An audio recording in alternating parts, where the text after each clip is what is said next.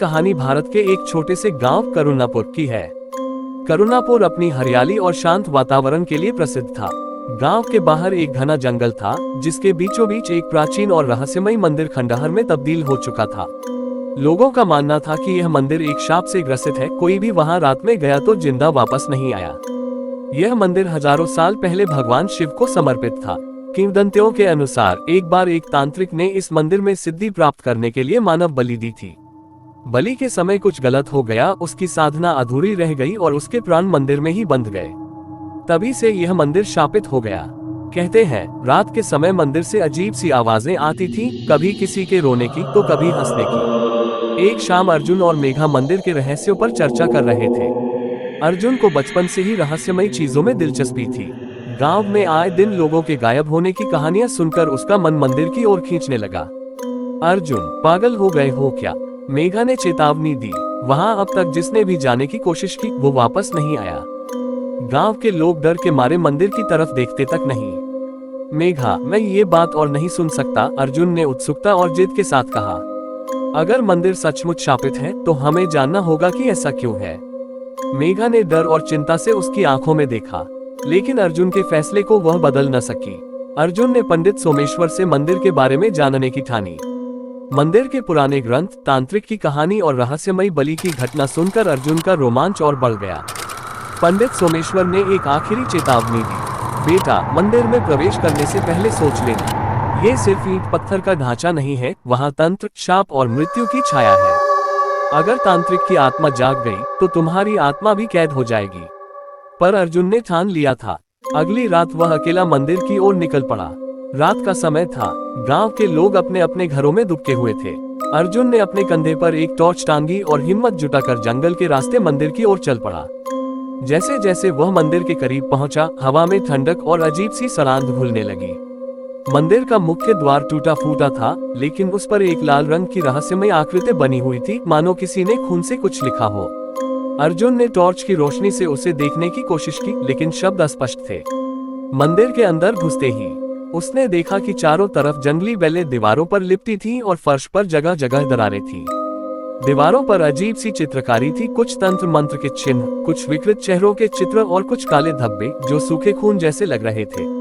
अचानक मंदिर के बीचों बीच एक बड़ा शिवलिंग रखा था, जिसके आसपास एक टूटी हुई हवन कुंड थी।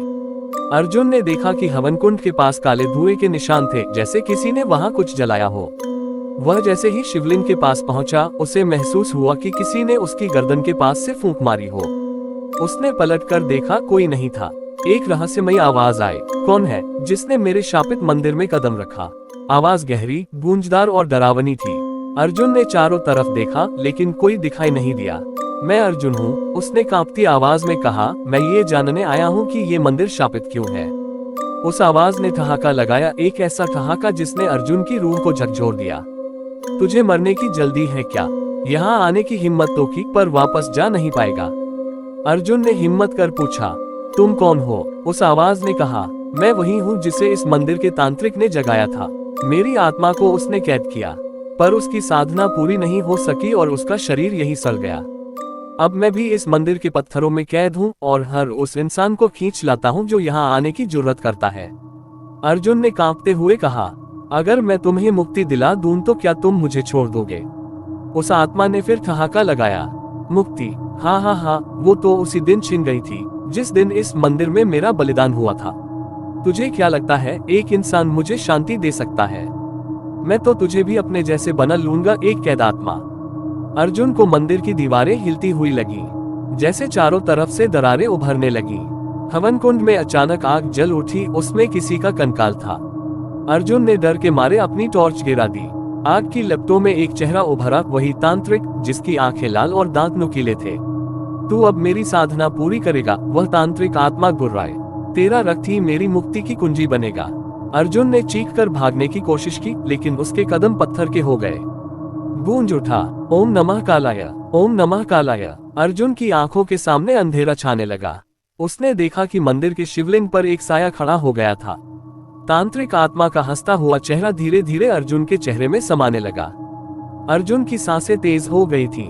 उसके पैरों को जकड़कर रखी हुई जड़ें जैसे उसकी सारी ताकत चूस रही थी। उसकी आंखों के सामने अंधेरा छा रहा था। तांत्रिक आत्मा की हंसी मंदिर के हर कोने में गूंज रही थी। अब तेरा रक्त इस मंदिर को फिर से जीवित करेगा। तांत्रिक आत्मा की आवाज एकदम दुष्ट हो गई थी। अर्जुन ने खुद को बचाने की कोशिश की। मैं तुम्हारे शाप को खत्म करूंगा। उसने पूरी ताकत से अपने पैरों की जड़ों को तोड़ने की कोशिश की। तभी उसकी नजर मंदिर के कोने में रखी एक प्राचीन त्रिशूल पर पड़ी। त्रिशूल पर राख जमी थी, लेकिन उसकी नोक अब भी चमक रही थी। अर्जुन ने अपनी आखिरी ताकत बटोरी और हाथ बढ़ाकर त्रिशूल को पकड़ा। जैसे ही उसने त्रिशूल उठाया, मंदिर की दीवारों में बिखरी तंत्र मंत्र की लकीरें जल उठी। एक अजीब सी शक्ति अर्जुन के शरीर में समा गई। तांत्रिक आत्मा ने चिल्लाया, नहीं, ये त्रिशूल मेरी साधना को भस्म कर देगा, छोड़ दे इसे। लेकिन अर्जुन ने अपनी पूरी ताकत से त्रिशूल को आग की लपटों में फेंक दिया। वह सीधा हवन कुंड में जा गिरा। अचानक मंदिर की दीवारों में दरारें और गहरी हो गईं। एक भयानक विस्फोट जैसी आवाज आई। हवन कुंड से निकलता धुआं लाल हो गया। तांत्रिक आत्मा चीख पड़ी, तूने मुझे धोखा दिया। तुझे भी मेरी तरह हमेशा के लिए यहीं कैद रहना होगा। मंदिर का शिवलिंग अचानक दो हिस्सों में फट गया। उसके अंदर से एक चमकदार रोशनी निकली और सीधे अर्जुन के शरीर में समा गई। अर्जुन की आंखों में एक पल को सब सफेद हो गया। फिर अचानक सन्नाटा छा गया। अर्जुन ने खुद को मंदिर के दरवाजे पर पाया। उसके चारों ओर घना अंधेरा था। मंदिर अब खामोश था। हवन कुंड की आग बुझ चुकी थी। त्रिशूल कहीं नजर नहीं आ रहा था। दीवारें भी शांत हो गई थीं। अर्जुन ने धीरे धीरे खड़े होकर चारों ओर देखा। मंदिर के बीचों बीच खड़ा वह शिवलिंग अब टूटा फूटा सा लग रहा था, मानो सालों पुराना हो। उसने महसूस किया कि मंदिर का शाप अब टूट चुका था। तांत्रिक की आत्मा मंदिर के साथ ही नष्ट हो गई थी। उसकी सांसें थम गई थीं। मैं जिंदा हूँ, उसने खुद से कहा और मंदिर से बाहर निकल पड़ा। बाहर गांव में हल्की सी सुबह की किरणें दिखाई दे रही थीं। मेघा और पंडित सोमेश्वर दौड़े चले आए। अर्जुन, मेघा की आंखों से आंसू छलक आए। तुम ठीक तो हो? अर्जुन ने थके हुए स्वर में कहा। हाँ, मंदिर का शाप टूट गया है। अब ये मंदिर किसी को नुकसान नहीं पहुंचा सकेगा। पंडित सोमेश्वर ने हाथ जोड़कर मंदिर की ओर देखा। बेटा, तुमने इस गांव को बहुत बड़ा उपकार किया है। तांत्रिक का अभिशाप अब समाप्त हो चुका है। अर्जुन ने राहत की सांस ली।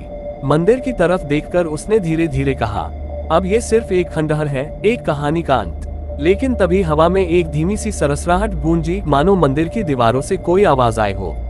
ये अंत नहीं, हर शाप की एक और शुरुआत होती है। अर्जुन और मेघा ने चौंककर एक दूसरे की ओर देखा। क्या सचमुच शाप खत्म हुआ था, या फिर मंदिर के रहस्यों की परतें अब भी खुलनी बाकी थी?